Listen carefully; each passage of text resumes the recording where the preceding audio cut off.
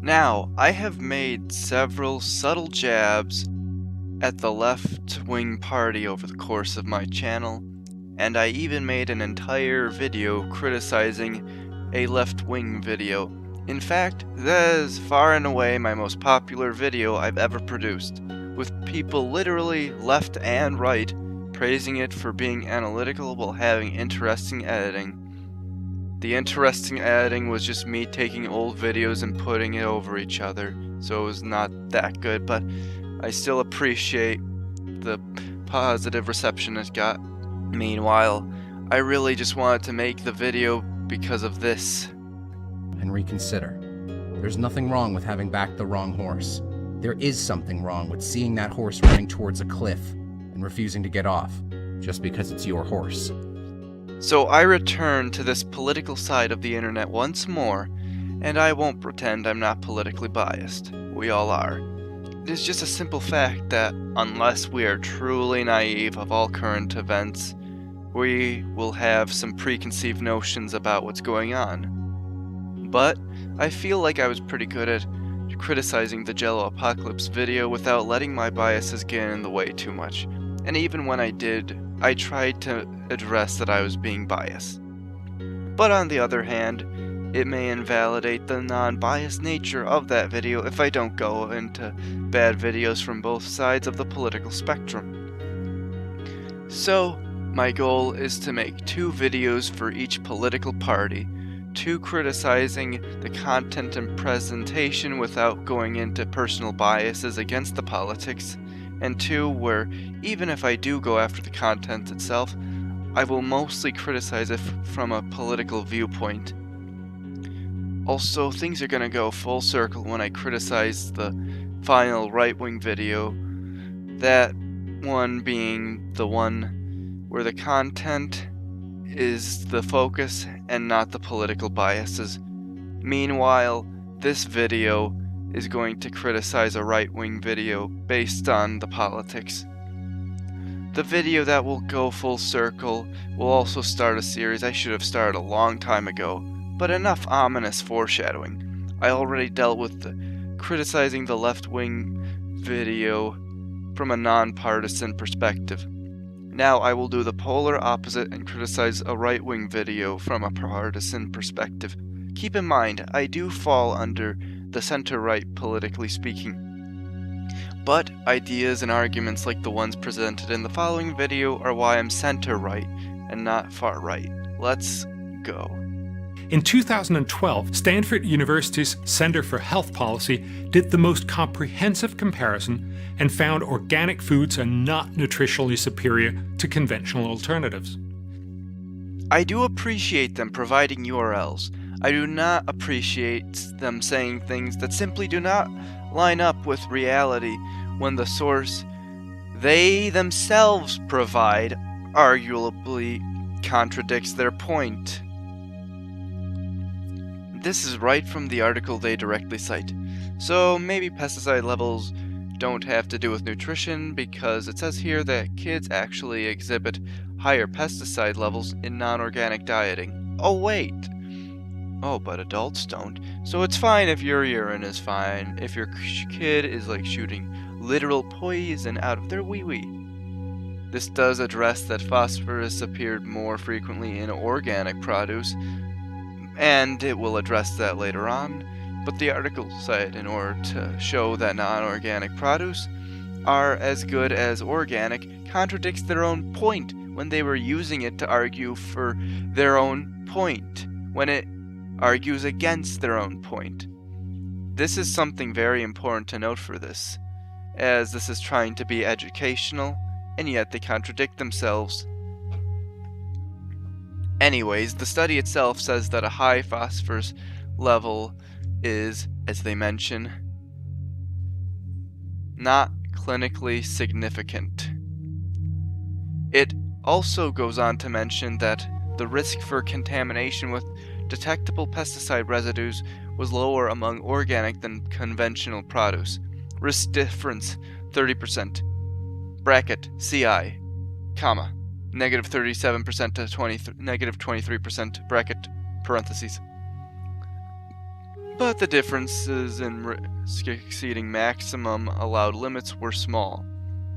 Now, for anyone who doesn't know what the meaning of CI and negative percentages mean, don't worry, I don't either. What I do know, however, is that the article PragerU cited when saying that the organic and non-organic products are the same with regards to health, or at least around the same, says that there was a 30% higher risk with non-organic produce compared to organic. Now, they are accurate in referencing this article to imply that there is a negligible difference. Both the article and the video say that there is a negligible difference, but does it contradict the earlier point they made? With the prior example, PragerU insinuated that it was silly to pay 16 to 23% more for the organic product, but both of those numbers are smaller than the 30% difference mentioned in the article. You know, the math doesn't make it seem like that bad of a deal to pay a mean or average of 19.5% more, or a maximum of 23% more for a product that is 30% less likely to give your body risky toxins. That is what I infer from the article, and that's what I infer from the video. So even if I interpreted this data incorrectly, I'm still not entirely in the wrong. According to their own About page on YouTube, PragerU is about providing clarification on varying issues, as well as addressing misinformation between that description and the tone and presentation of their videos. Am I wrong to say that their goal is to simplify and explain the ideas to the everyman? Shouldn't that mean that they explain complex sciences that explain the truth if it is too confusing? So if they fail to do that, they failed? There is a middle ground that should be met between too complicated for the everyman and to follow, and too simple to the point where you can say random things that appear to contradict your sources because that's what you want people to believe. Just stating things as fact while providing sources that seemingly don't back up your claim comes across as condescending and borderline deceptive. And the Ben Shapiro-esque "facts don't care about your feelings" tone this channel adds a bit of irony to the channel in this particular context. Now, bluntly, such as that philosophy can be very efficient in terms of cutting barriers to points such as pathos, but that tone is shooting yourself in the foot and makes you look hypocritical if the facts that supposedly don't care about our feelings just contradict the statement you just made. And a more recent review of 20 years of research into animal products by Italian researchers confirmed these findings. The authors concluded, scientific studies do not show that organic products are more nutritious and safer than conventional foods. Well, the final statement mentions safety, so the article you provided with kids being more likely to pee toxins, and given that this is not psychological or sexual, means that the age difference is probably important due to body weight and body mass, or metabolism. So, in other words, that could apply to dwarves and lightweight people. I don't know about you, but I think that peeing literal poison is not what I'd like to consider as healthy as conventional foods. I also did some of my own research on the topic, which I will actually go into several details for instead of providing a link and hoping that the article title will reflect what I say. In this Tech Times article, organic foods are nutritionally superior. They contain less pesticides and more antioxidants. Wow, what a mouthful of a title. They immediately state in their introductory sentence that, and I quote, organic foods are nutritionally superior to conventional products. This conclusion was made by the largest scientific study of its kind ever conducted. This is not an article where it makes an introductory statement which proceeds to contradict itself immediately for dramatic irony, as you can see by the following screenshot provided. I won't have this up too long, as once again I will also provide URLs in the description a little bit after uploading it for the early squad, but this provides directly contradicting evidence. And though it is less well cited than the first article, as it is not a professional study, which in and of itself is a more solid citation, That article also contradicted what he just said now. If you want an article that directly contradicts what I said, I will provide a more direct counter to what I say in the description as well. It's an article by Science Daily, 2009-09. Okay, just whatever. You can figure it out. But PragerU should have provided this article instead of the two they did provide. Additionally, they should not clump nutritional health with all health so carelessly. What I'm saying is that you might not get too many calories and you'll get just as many pieces of fiber in your belly from both products. Pieces of fiber, what? But one product might be coated in pesticides. So you might have a good meal for your digestive tract, but you know, you died or peed poison. And I have a well system at my house because I'm a filthy degenerate, so I don't like to drink my own pee, and I don't, but it does scare me to think about how it integrates the system together, especially if there's poison. But maybe they are nutritionally equal. Who knows? What I do know is how absolutely flaccid the evidence of the next segment really is. That's fine, you might say. You don't eat organic foods just because the health benefits, but because you care about the treatment of farm animals and of the environment. Unfortunately, the facts don't support these beliefs either. This is a bold claim. Let's see how they back it up. Animals on organic farms are not generally healthier than animals on regular farms. A 5-year US study of dairy farms showed that health outcomes for animals on organic farms are similar to conventional dairies. What do you mean by health outcomes? The only health outcomes for these things is that they're dead. And that's a cow turned into a pretty tasty burger. And the Norwegian Scientific Committee for Food Safety reached a similar conclusion. It found no difference in objective disease occurrence on organic dairy farms as compared to conventional dairies. And while pigs and poultry on organic farms may enjoy better access to open areas, this freedom, study shows, also increases their exposure to parasites, pathogens, and predators. Oh, so apparently they get sick and might get eaten. Okay, first of all, they're already gonna be eaten. I feel like they're making these points on the basis that people are like, oh no, these animals might not be healthy for me to eat. No, this is about animal rights and, like, you know, not torturing them all their life. This isn't about dying from natural causes and being more or less tasty. Like, do they actually think that? Oh my goodness.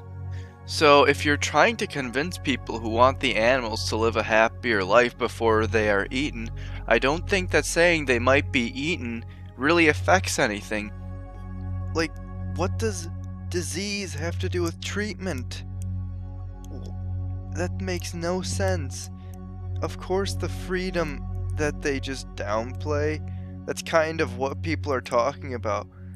Oh yeah, well, this epic nuclear bomb that hit, I mean, you may be complaining about the life loss, but on the plus side, it did deal with giving us free real estate in the future. Well, guess what? No one was talking about the free real estate. No one was talking about the cleared up homes. They were just talking about people who died. This makes no sense. That was a bad analogy, but, like, what does it have to do with this? What does any of what they just said have to do with this? That's fine, you might say. You don't eat organic foods just because the health benefits, but because you care about the treatment of farm animals and of the environment. And they put way too much focus on the disease aspect. They're horribly underselling the spatial aspect.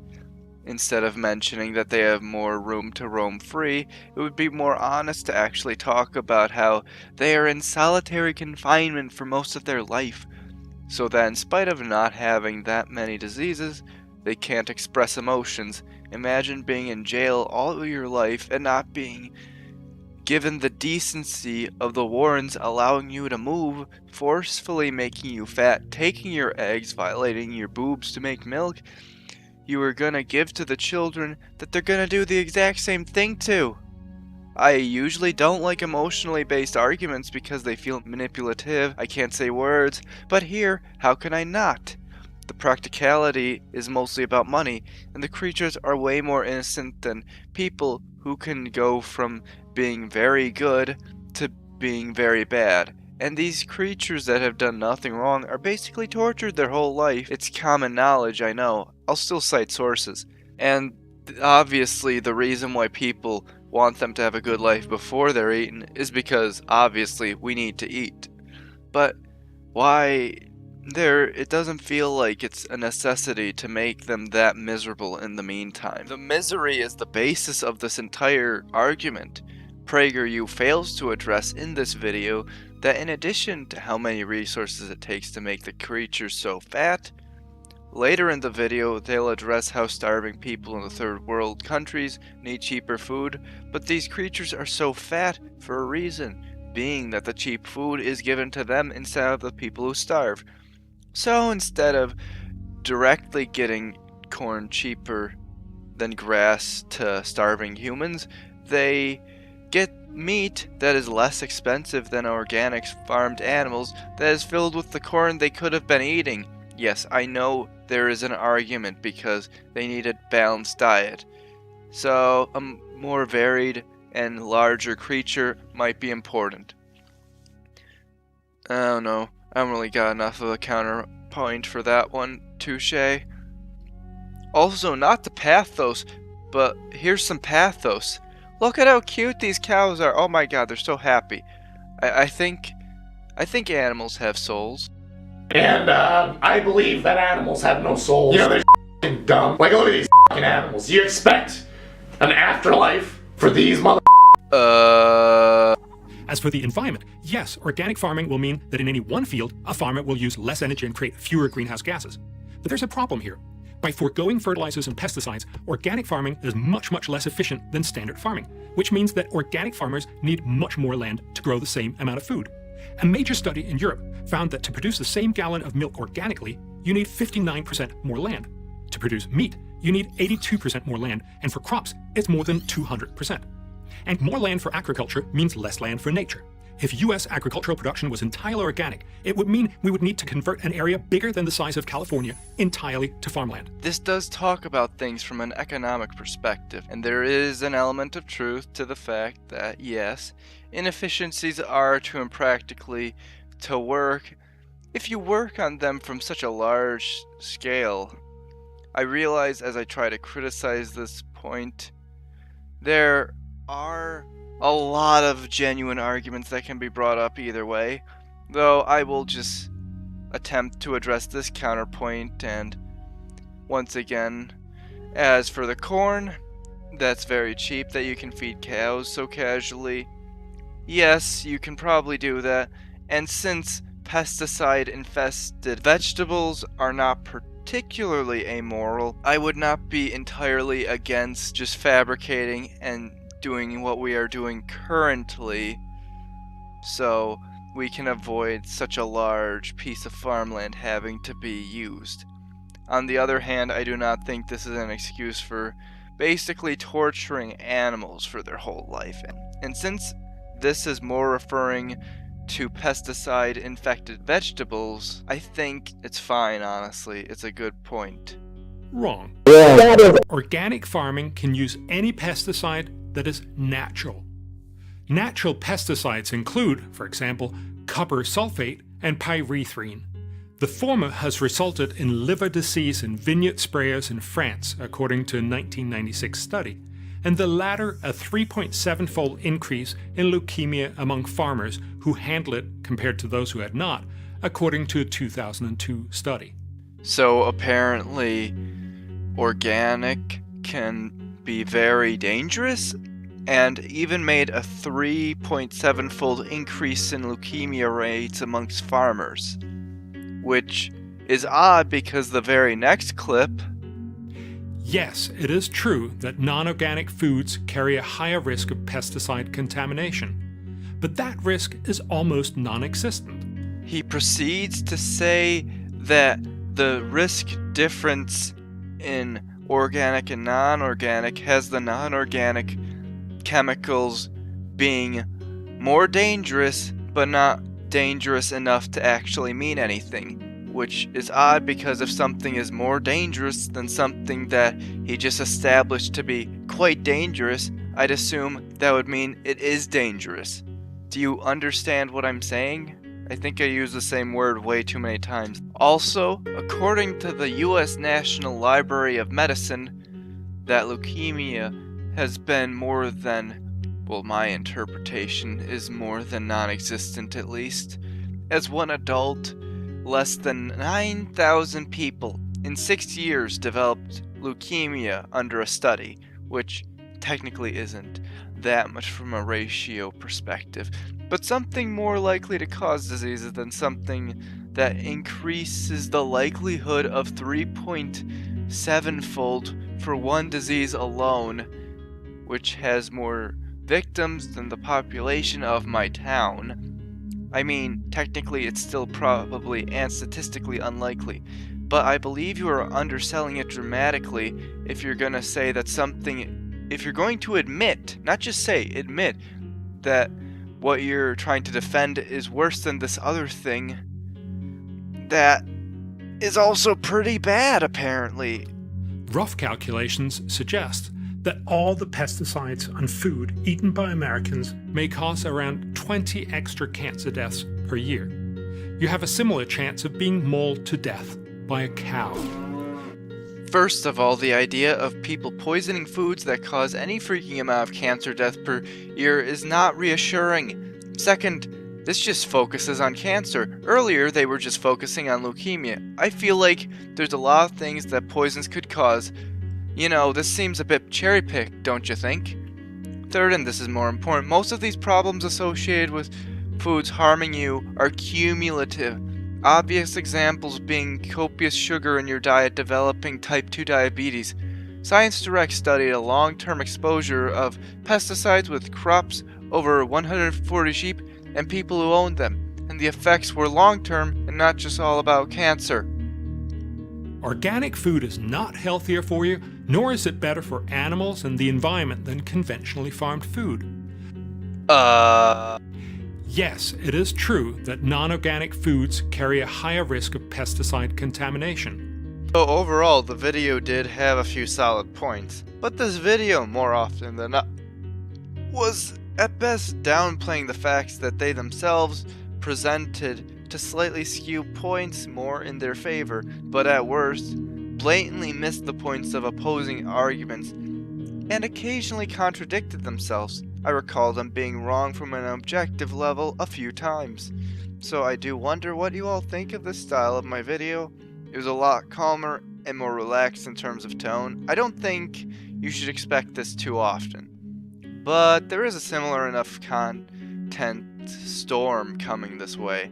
So if you like the points themselves, but not necessarily the style, it would be beneficial for my tiny little channel if you were to subscribe, leave a like, dislike, hit the bell icon. Wow, I have really become super generic this episode. Like those pretentious people who think that comedic, loud reviews online are dated and just squish all humor they don't like into saying lol random. Because I guess, you know, who needs to actually explain points? It's not like you're literally criticizing a critic, so that's a bit hypocritical. Maybe you should explain anything, break anything down. No, just say lol random. Yep. Hey, I think they're freaking better than a bunch of 20-somethings acting like they're some freaking god of entertainment. Wait, what was I saying? Oh yeah, this was a critique of a video I disliked due to right-wing politics. Let's see the channel I will critique due to left-wing politics. It can't be that bad. I am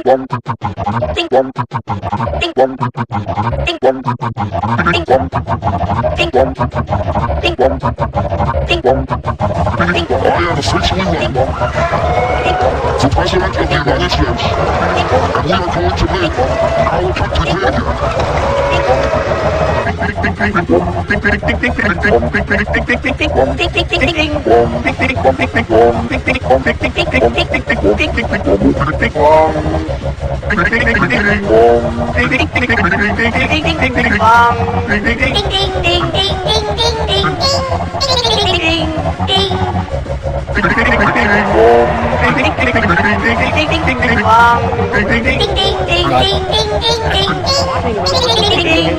Ghost avoid my television. There's no telling how long that thing's been dead. Why have you come here, apparition? It's to reclaim your lost relevance. Oh, the waste spectre! They gave you the trending tab. What more do you want? Congratulations to everybody. Congratulations. I want to thank all of these awesome programs. I'm just so happy with the way everything worked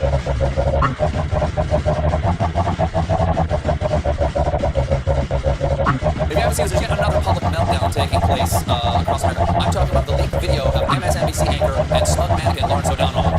This week, some footage was leaked of Lawrence getting a little testy during taping.